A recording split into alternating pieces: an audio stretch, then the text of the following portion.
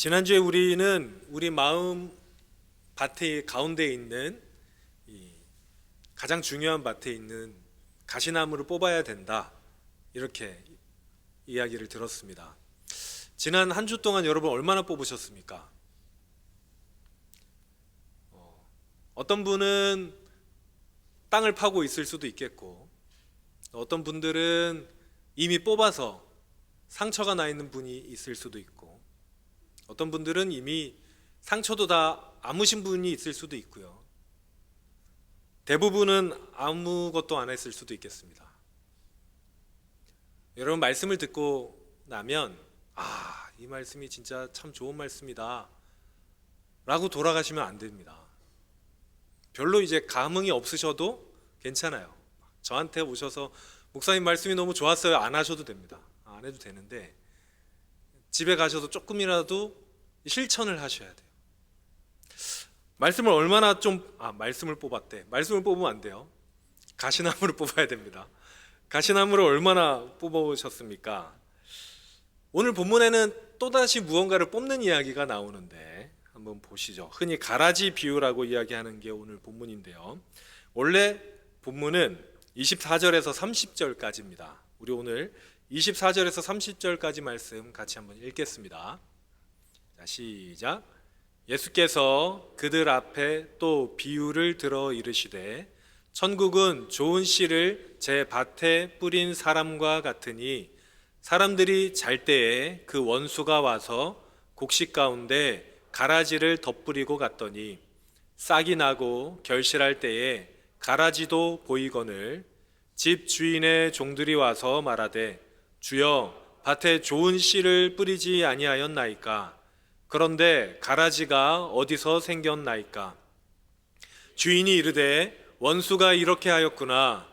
종들이 말하되, 그러면 우리가 가서 이것을 뽑기를 원하시나이까? 주인이 이르되, 가만두라. 가라지를 뽑다가 곡식까지 뽑을까 염려하노라. 둘 다 추수 때까지 함께 자라게 두라. 추수 때에 내가 추수꾼들에게 말하기를, 가라지는 먼저 거두어 불사르게 단으로 묶고 곡식은 모아 내 곡간에 넣으리라 하리라. 아멘. 예수님께서 천국에 대해서 말씀하실 때 이렇게 말씀을 하신 겁니다. 어떤 사람이 좋은 씨를, 여러분 종자가 다릅니다. 혹시 여러분 먹어본 쌀 중에 무슨 쌀이 제일 맛있었어요? 아직 그 쌀 맛을 알 때가 아니죠. 쌀도 이제 종자가 달라요. 저도 사실 그걸 잘 몰랐었는데, 저는 뭐 쌀이면 다 같은 쌀인 줄 알았는데, 어떤 분이 저한테 선물을 주신 쌀이 있었어요. 그걸 밥을 했는데 향이 달라요. 그 밥이 잘 되면 구수한 향이 난다 그러잖아요. 향이 달라요. 그래서 그때부터 그런 쌀을 한번 찾고 싶었는데 못 찾았어요. 비싼 쌀인가 봐요. 많이 주지는 못하셨는데, 그때부터 제가 이제 쌀의 품종에 대해서 관심을 가지기 시작했습니다. 좋을수록 비싸고 안 좋고 오래될수록 싸죠. 쌀이라는 게. 그렇죠. 좋은 씨가 있습니다. 무엇에나. 쌀뿐만 아니라 꽃도 그렇고요, 과일도 그렇고요, 다 좋은 씨가 따로 있습니다. 어떤 사람이 좋은 씨를 밭에 뿌린 거죠. 그런데 나중에 보니까, 이제 자라는 걸 보니까 가라지가 섞여 있더라는 거예요. 여기서 씨는 이제 밀입니다. 여기서 가라지라고 하면은 독보리를 말하는데, 독성이 있는 보리를 독보리라고 하거든요. 이게 밀밭에 섞여서 자라요. 그런데 자랄 때까지는 거의 비슷해서 잘 알 수가 없습니다. 웬만한 농부들도 이게 보리다 싶어서 뽑았는데 밀이고, 밀이다 싶어서 놔뒀는데 보리일 경우가 있어요. 그래서 나중에 결실할 때가 되면 독보리는 끝이 까매진다고 합니다. 그럴 때 되면 이제 안 돼요.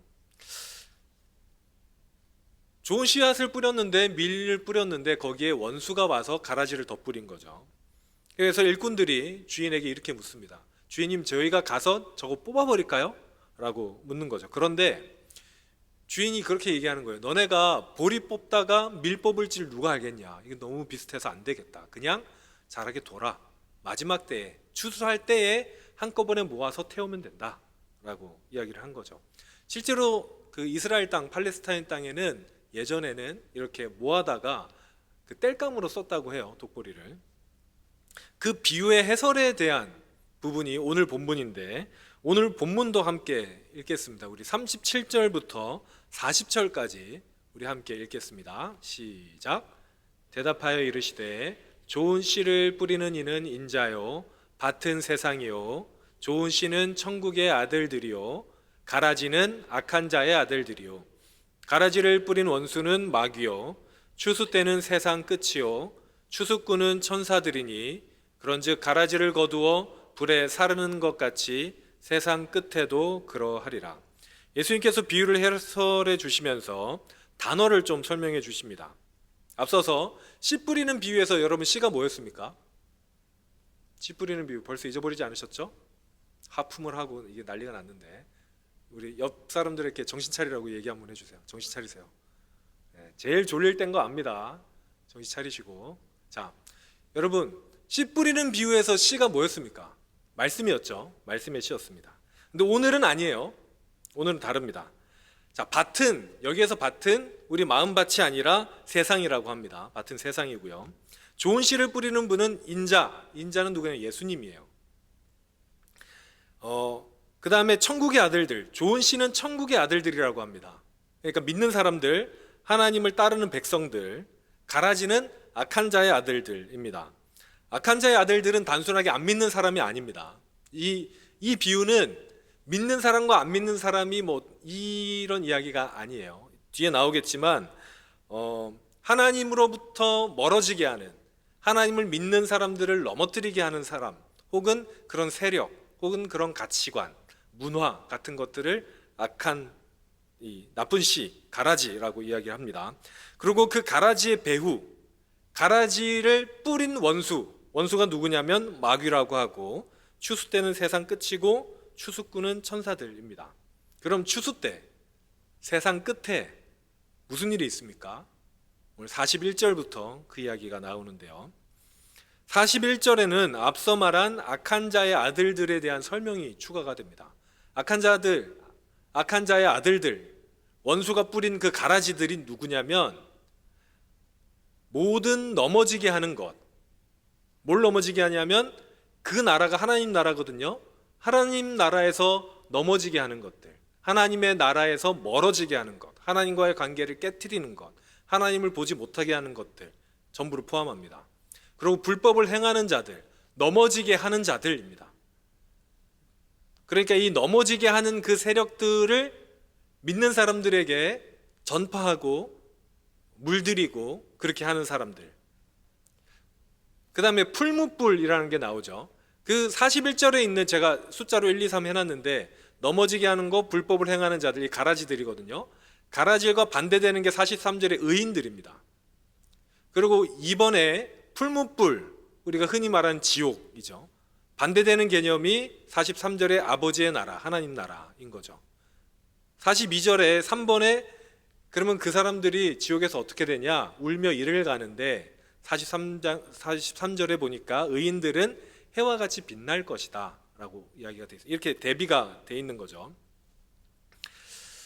의인들 또 가라지들 이런 이야기들에서 우리가 들을 때 여러분 쉽게 판단해서는 안 됩니다.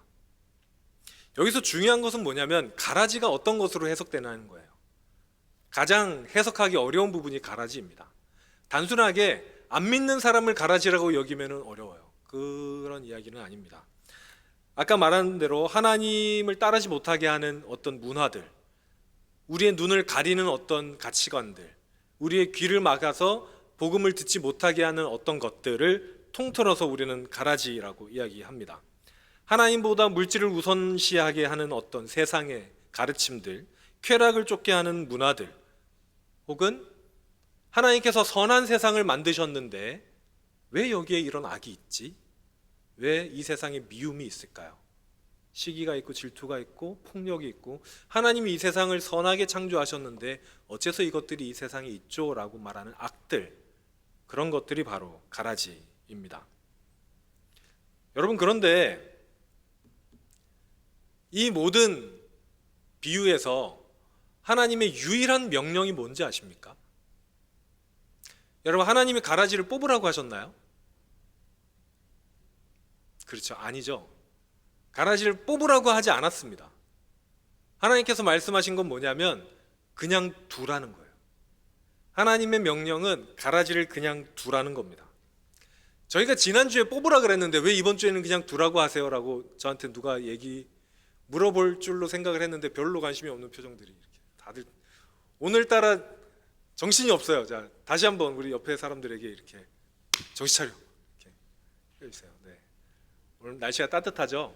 오랜만에 햇빛도 들고 네. 식사도 하셨고 네. 이해합니다. 저도 여러분 때 그렇습니다. 네, 우리는 가시나무는 뽑아야 됩니다. 가시나무가 어디 심긴다 그랬습니까? 마음 중앙에. 근데 여러분 가라지는 중앙에 심기면 가라지라고 하지 않아요. 다른 데 심겨요. 이 세상에 무수히 많은 죄들이 있죠. 무수히 많은 악들이 있습니다. 우리가 일일이 세기도 어려울 만큼 그런 악들이 존재해요. 그런데 그런 악들 전부가 이 가라지라고 보시면 됩니다. 하나님이 이 세상에 심었을 리 없는 것들, 가라지들이죠. 그런데 그걸 뽑아야 되잖아요. 죄를 뽑아야 되잖아요. 왜 하나님이 그냥 두라고 하실까요? 여러분, 만약에 우리가 죄라고 생각하는 이 세상의 모든 것들을 하나도 남김없이 다 뽑으려고 하면은 어려움이 생길 거예요. 주님이 뭐라 그러셨냐면 너희가 그게 가라진지 밀인지 잘 분간하지 못해서 밀도 뽑을 수 있다고 얘기하셨잖아요. 만약에 우리가 가라진 줄 알고 뽑으려 하다가 그게 밀일 경우에는 문제가 된다는 말이죠. 쉽게 말해서 너희가 그것을 판단하기가 어렵다는 거예요. 이 말씀을 우리 마음으로 가져옵시다. 우리 마음밭에 비유하자면 아까 말씀드린 것처럼 가운데 심기는 거는 가라지라고 하지 않습니다. 가라지는 좀 주변부에 심겨요. 여러분이 하는 여러 가지 것들이 있잖아요. 인생의 목표가 하나님이 아닌 다른 거, 그게 가시나무라면 그건 뽑아야 돼요. 그건 뽑아야 되는데 그게 아니라 다른 자질구레한 거라고 하면 좀 그렇지만 어쨌든 다른 악들, 이런 것들이 있습니다. 그런데 주변부에 가라지가 많이 심겨 있을까요? 곡식이 많이 심겨 있을까요? 저는 진짜 이건 한번 물어보고 싶었어요. 여러분 어떻게 생각하십니까? 여러분의 이 마음밭에 곡식이 더 많을까요? 가라지가 많을까요? 네. 곡식이 많아요. 왜냐하면 만약에 우리 마음밭 가운데 하나님의 말씀이 심겨져 있는 사람이라면 곡식이 당연히 많을 겁니다. 만약에 내 주변에 가라지가 더 많은 것 같아요, 곡식이 별로 없는 것 같아요 하면 가운데를 조사하셔야 돼요. 거기는 아마 가시나무가 많이 있을 수도 있어요. 그런데 가운데에 말씀이 심겨져 있는 분이라면 아마도 곡식이 대부분 있을 거예요. 그런데 가라지도 심겨져 있죠. 하나님과 사람들을 사랑하는 마음, 이런 곡식이죠. 말씀을 좋아하고 찬양하기 좋아하고 착한 행동을 하고 싶어하고 어려운 사람을 도우려고 하고 이런 것들은 다 곡식일 겁니다. 그런데 그 사이에 낀 습관들이 있죠. 우리가 여전히 해결하지 못하는 그 습관들, 악들, 죄들, 남 험담하는 거, 거짓말하는 거, 혹은 어떤 다른 습관들, 이런 것들이 있습니다. 그런데 물론 그런 것들을 우리 뽑아내면 좋죠. 뽑기 쉬운 건 뽑아야 돼요. 그런데 그런 거를 전부 다 뽑으려고 거기에 집중하면, 가라지를 뽑는 거에만 집중하면 오히려 우리는 다른 것들을 놓칠 경우가 있습니다. 예를 들면 우리가 내 삶 혹은 우리 공동체에서 악을 전부 다 뿌리 뽑으려고 하잖아요. 깨끗하게 순결하게 하려고 하잖아요. 그러다가 연합이라는 곡식을 뽑아버리는 수가 있어요. 사랑과 화평이라는 곡식을 뽑는 수가 있어요. 야, 너 잘못했잖아 라고, 잘못했으니까 그 가라지를 뽑으려다 화평이라는 곡식을 뽑아버리는 경우가 있다는 말이죠. 너무 나의 죄와 나의 습관들에 몰두한 나머지 내 죄에만 묵상하면서 내가 무슨 죄를 졌지, 오늘도 무슨 죄를 졌지 라고 하다가 하나님을 못 보는 수가 있어요. 그냥 나한테만 너무 집중하다 때로 사탄들이 그렇게 우리에게 술수를 쓰기도 합니다. 나의 죄에 몰두하게 하는 거죠. 너 완벽하지 않잖아. 너 완전하지 않잖아. 그러면서 하나님을 보지 못하게 하는 거예요. 그래서 주님은 그냥 두라고 하세요. 그러려면 그냥 둬라. 아니, 죄를 그냥 두면 어떡합니까? 우리 나쁜 습관들 그거 그냥 두면 어떡합니까? 그거 뽑아야 되잖아요. 곡식에 방해가 되잖아요. 라고 얘기할 때 주님이 그냥 두라고 하세요. 그건 내가 뽑을게. 내가 뽑아서 마지막 때에 내가 불태울 테니까 너는 그냥 두라고 하십니다. 지금 소망교회에서 목회하시는 제 예배학 선생님이기도 하신 김경진 교수님 책 중에 이런 제목이 있습니다. 완벽은 우리의 몫이 아닙니다. 제가 책 내용도 봤는데 책 내용은 좋은 내용이에요. 그렇지만 저는 제목이 이 책 메시지의 90%라고 생각을 해요. 여러분, 우리는 완벽할 수가 없습니다. 완벽하게 하려는 순간, 뭐든지 우리가 완벽해지려는 순간 사실 우리 가슴 가운데 새로운 가라지가 싹트게 됩니다. 우리는 완벽하게 할 수가 없어요. 우리 안에 있는 가라지들을 뽑을 수 있는 분은 주님뿐입니다. 우리는 그래서 우리를 완벽하게 하는데 몰두하는 게 아니라 그냥 두고 주님께 몰두해야 돼요. 하나님께 집중해야 됩니다. 하나님께서 집중할 때 하나님이 우리를 인도하실 것이기 때문입니다. 사랑하는 여러분, 하나님께서는 선하시고 능력이 많으십니다. 믿으십니까? 하나님께서 선하시다는 것은 우리를 선한 길로 인도하신다는 뜻이고요. 하나님께서 능력이 많으시다는 것은 우리를 인도하실 수 있다는 뜻입니다. 그러니까 여러분, 하나님을 믿으시기 바랍니다.